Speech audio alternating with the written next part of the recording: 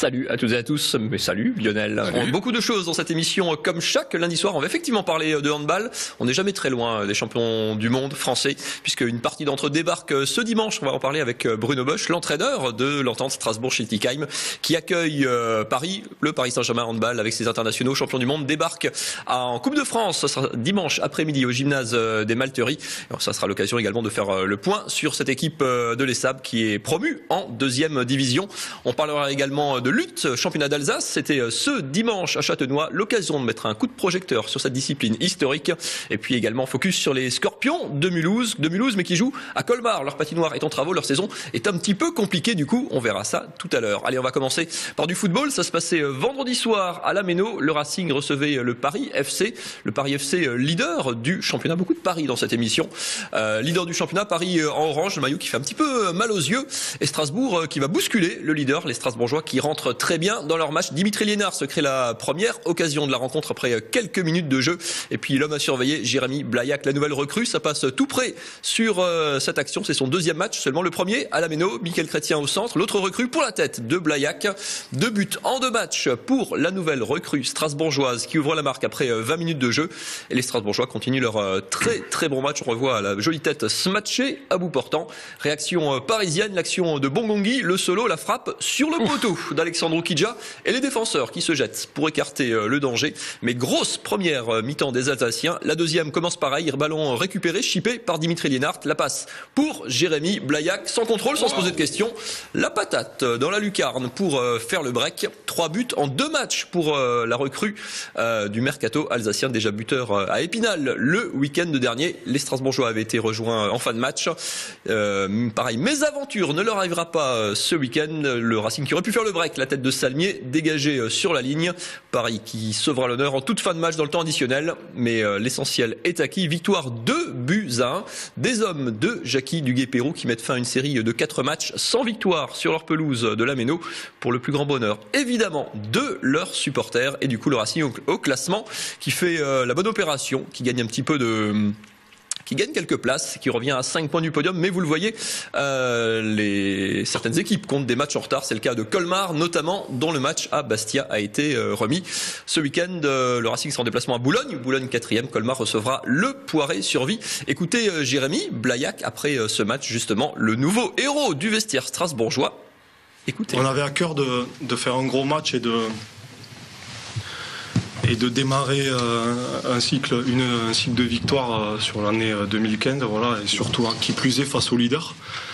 On a envie de marquer un petit coup et de montrer qu'on va être encore présent dans ce championnat, qu'il va falloir encore compter sur nous. Et voilà, je pense qu'on a fait un match plein. Je pense que la victoire est archi méritée. Voilà, et ce garçon a tâté aussi de la Ligue 1, il faut le préciser quand même. Il y a 250 matchs en Ligue 2, donc ça vous pose un petit peu le personnage. On parle de hockey sur glace. Hockey sur glace avec Mulhouse, les Scorpions, qui évoluent en première division. Alors c'est un peu compliqué, mais la première division c'est la deuxième en fait. Il y a l'élite française et la Ligue Magnus avec l'Étoile Nord de Strasbourg. Juste en dessous, les Mulhousiens. Mais Mulhousiens un peu colmariens, leur patinoire est en travaux. Du coup, entraînement sur une patinoire provisoire à Wittenheim. Match à Colmar, c'est un peu compliqué. Saison difficile pour les Mulhousiens, même si sur la glace, ils continuent d'assurer. On leur a rendu une petite visite samedi soir. Regardez. Contraints et forcés, les Scorpions continuent donc leur délocalisation. Pour un mois encore, il va falloir jongler entre les entraînements à la patinoire provisoire de Wittenheim et les matchs à Colmar. Autre glace, autre repère, autre ambiance, mais les joueurs font le boulot. Samedi, ils ont dominé Dunkerque 4-3 et grattent encore une place au classement. Voilà les Orinois 6e à 6 journées de la fin de la saison régulière. C'est pas du tout pareil qu'à Hilberg, mais bon, on s'y fait doucement, mais sûrement. Après, c'est comme si on jouait tous les matchs à l'extérieur. Pour nous, on doit prendre nos affaires, les ramener ici, et après les rapporter à Wittenheim. Mais bon, pour le moment, ça va, on arrive à s'y faire. Si sur la glace, les joueurs limitent la casse, en coulisses, la situation du club reste difficile.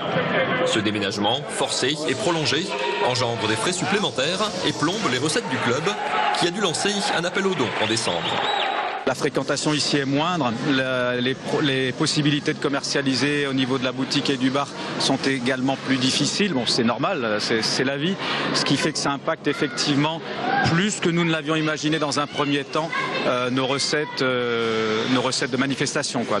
En attendant de retrouver leur patinoire fétiche, joueurs, staff et dirigeants font le dos rond et vont même y chercher une motivation supplémentaire.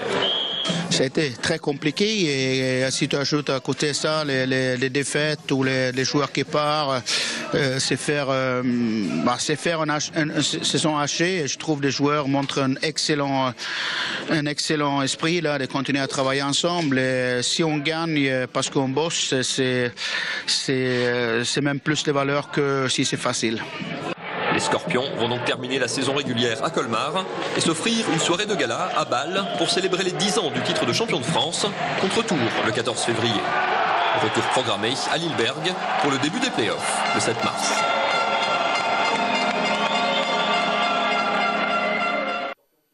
Bordeaux ce mardi soir, dès demain, gros match, ça sera toujours à Colmar et puis donc notez-vous, si vous voulez faire une sortie originale, match contre Tours pour donc les 10 ans du titre de champion de France, c'était contre Tours en plus justement, la même opposition à la patinoire donc Saint-Jacob de Bâle le 14 février. Saint-Valentin. Parlons un peu de handball après ce qui s'est passé hier, Mathieu. Après ce qui s'est passé hier, on a un invité qui a un rôle un peu particulier là-dedans. Bonsoir Bruno Bosch. Bonsoir. Vous entraînez l'ESAP, c'est l'Entente Strasbourg-Schiltigheim, ce club promu en Pro D2, donc l'échelon juste en dessous de l'élite nationale. Et vous recevez en Coupe de France, en 16e de finale de la Coupe de France, ce dimanche, Paris. Donc Paris, pour faire simple, c'est 10 internationaux, enfin 10 joueurs qui étaient au championnat du monde de handball, dont 5 nouveaux champions du monde.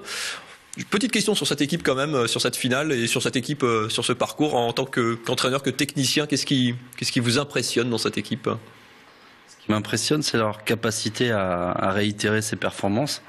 5 étoiles de suite.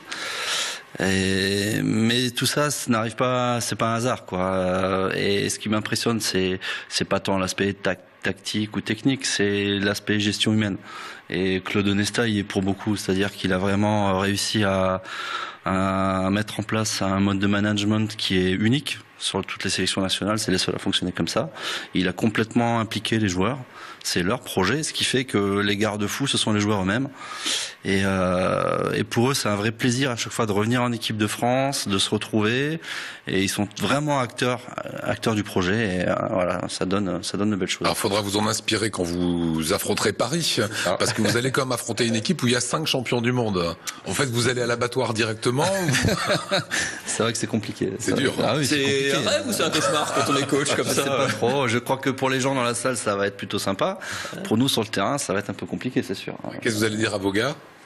N'ayez pas la pression. Ouais, écoutez, on sait que, on sait très bien qu'a priori, on n'a aucune chance de gagner contre eux. Donc, moi, ce que j'ai envie de dire, c'est que les gens qui vont venir, ils viennent voir un spectacle. Hein.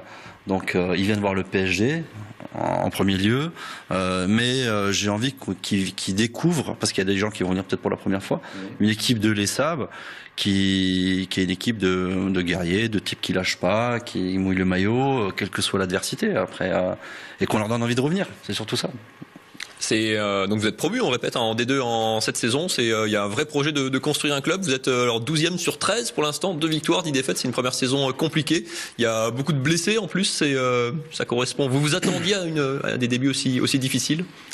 On s'attendait à une saison difficile. On est promu, on a le plus petit budget aussi, la plus petite masse salariale, donc il y a quand même une corrélation.